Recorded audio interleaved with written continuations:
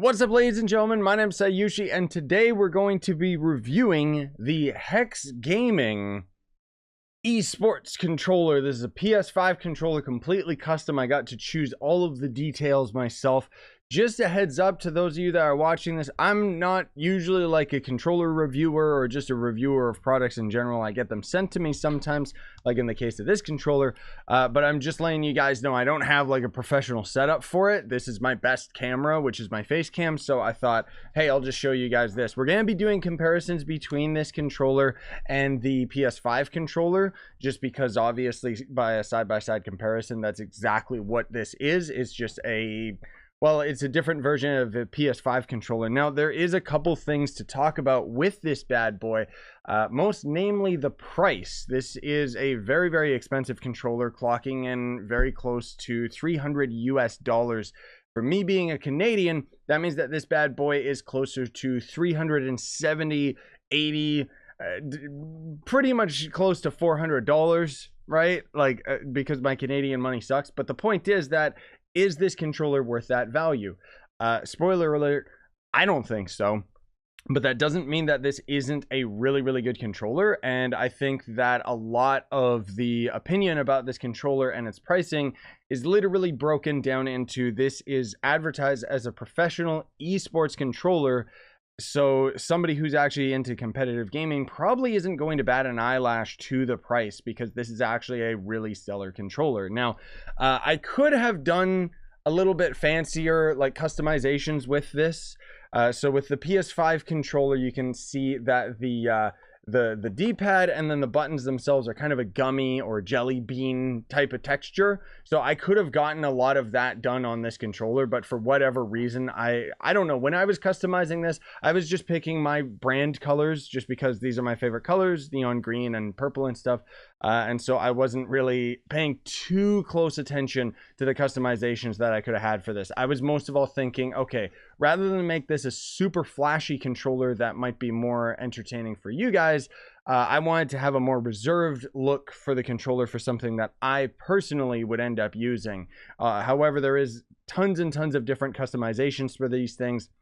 Not only just in terms of the look, but the feel. You can end up getting the jelly bean texture across basically the entire controller, and it also just has the added triggers on the back. So overall, the review of the controller itself versus the PS5 controller, one thing about the PS5 controller is that it kind of has a texture on the back. You might hear it when I'm scratching it on the mic. I'm not sure, it might just cut out in the audio, but either way, this is one of my favorite controllers.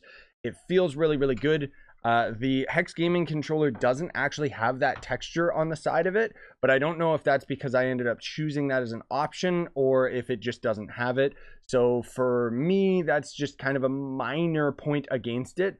However, the one big difference between these controllers is that I would argue that this controller is designed for competitive gaming, just because the button, the way that the buttons all feel and everything like that, it's almost like the amount of resistance that you have pressing like the X button or the circle button on the normal PS5 controller is actually a lot less on the competitive controller, which means technically faster inputs, because you can just press the button like almost instantly with very, very little resistance, right? And if there's one thing that I think a lot of us gamers know from playing with a controller for hours and hours and hours on end, it's that you can end up getting finger fatigue, especially on the triggers, because they end up having the resistance on it. So there's a lot less resistance on these triggers, which again means that you can end up playing for a lot longer period of time.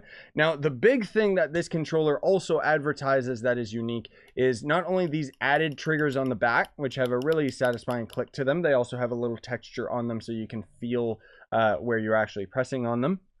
But you'll notice on the back that there is no screw holes or anything like that. It's not a cheap controller by any means. But this little button right here actually allows you to customize all of the different buttons, so you can end up setting them up to doing whatever function you want, which is pretty cool and always something that I genuinely appreciate. You know, the buttons itself and the controller all feels really nice. The joystick, I think, is going to end up being a big selling point for a lot of people, just because the PS5 controller joystick, it's kind of, it's a little bit slippery.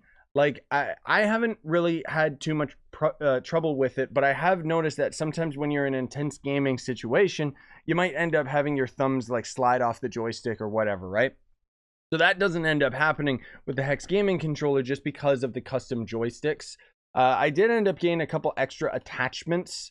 So I actually have multiple options for the joysticks that I could end up replacing with, but the other options were way worse than these ones, and I just don't really care for it that much. Overall, though, I would say that this is a fantastic controller outside of the price. That's the biggest point that I don't like about it, and the biggest negative about it. I personally am the type of person where I don't believe that you should ever pay as much for a controller as you do for a video game. It's crazy that even the PS5 controller actually costs like $100, which is more than most video games do for me out here, because they cost like maybe $80 for a full game. But the thing is that when you take this into consideration, it's like, you know, the Xbox controller does have a pro version, and it's got the added triggers on the back, and that's like an officially licensed one, and it's maybe like $120 or $150. Even that I would consider is very expensive. Whereas with this HexGaming controller, as much as I appreciate the fact that these guys are ballers, they ended up letting me customize this controller to my heart's content, and they sent it to me for free so I can end up doing a review video for you guys. And I cannot stress enough that this is a quality controller.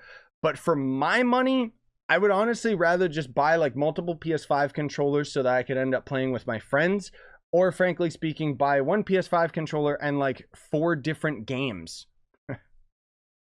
So sorry, HexGaming, but anyways, I'll still have a link in the description to the controller for anybody that's interested in checking it out, because there is a lot more customization that you can end up doing with this bad boy, and I do genuinely appreciate what this controller is aiming to do. And like I said, if I was more into competitive gaming, then I probably wouldn't bat an eyelash to the price, because those, you know, if you're actually in esports, frankly speaking, you're making a lot of money anyways. But I mean, is there that much console competitive gaming nowadays? Most of all, it's on PC. I don't know. Either way, fantastic controller. I still absolutely love it. But the price point is going to scare away most people, including myself. I couldn't justify paying that much for a controller to end up having a couple different colors and a couple different textures. But that's my 2 cents towards it, or my $380 towards it. Thanks for watching, gamers. Really appreciate it. And again, big shout outs to HexGaming for sending me this device.